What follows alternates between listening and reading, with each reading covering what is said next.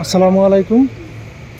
ঢাকা উত্তরের 10 নম্বর সেক্টর জামে মসজিদের সামনে কোরবানি উপলক্ষে রাস্তার সামনেই দাঁড়িয়ে দাঁড়িয়ে ছাগল বিক্রি করতেছে।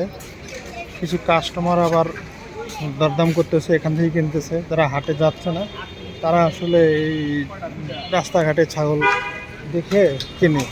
এটা ঢাকা উত্তরা শুধু না, সেক্টরের মধ্যে এগুলো হয়ে থাকে যে হাটের ভিতরে না গিয়ে রাস্তায় অনেক সময় ছাগল বিক্রি করে। অনেক কটা ছাগল আজকে সন্ধ্যা থেকে প্রচুর ছাগল ছিল, তারই কয়টা আপাতত এখন অনেক রাত, তারপরে কিছু ছাগল এখানে আছে। মাশাআল্লাহ, অন্য জায়গায় আমি যাইতেছি, ওখানে কিছু ছাগল আছে সামনে। এই যে সামনে অনেকে ঘাস বিক্রি করতেছে, গরু ছাগলের খাবার বিক্রি করতেছে। ঢাকা উত্তরা 10 নম্বর সেক্টর জামে মসজিদের পাশে থেকে আমার ভিডিওটা করা। এখানে প্রচুর ছাগল ছিল বিকাল সন্ধ্যা থেকে। অনেক ঘাস খাবার গরু ছাগলের জন্য বিক্রি করতেছে। পাশাপাশি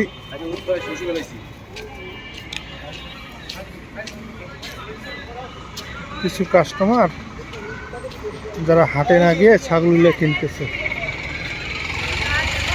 এই যে গরু দিয়ে বাড়ি কিনে নিয়ে আসছে। ভাই, কিলে গরু ছাগলের খাবার এগুলো কেমন বেচা বিক্রি হচ্ছে? ভালো হচ্ছে না? এটা কত করে পলিথিনে? 60 টাকা কেজি খুশি না? আচ্ছা। আর এগুলা কি? এগুলো ঘাস কত করে বোঝা? 40 টাকা মোটা। মাশাআল্লাহ, যাক, ভালো সেল হোক তোমাদের। কত? এই কাঠের টুকরা কত? কাঠের টুকরা এক এক দাম। তাই উপরেরটা কত? এটা হ্যাঁ 300 টাকা না? বিভিন্ন দামে আসলে এগুলো বিক্রি করতেছে 10 নম্বর সেক্টর রাস্তার পাশে, এবং অনেকে ঘাস বিক্রি করতেছে। এখন ছাগলগুলোর দাম জানবো আর কি কয়েকটা।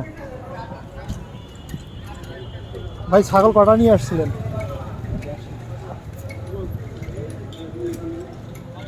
150 ছাগল নিয়ে আসছিল কয়েকজন মিলে। তার মধ্যে বিভিন্ন সেক্টরে এরা বিক্রি করে 150 ছাগল।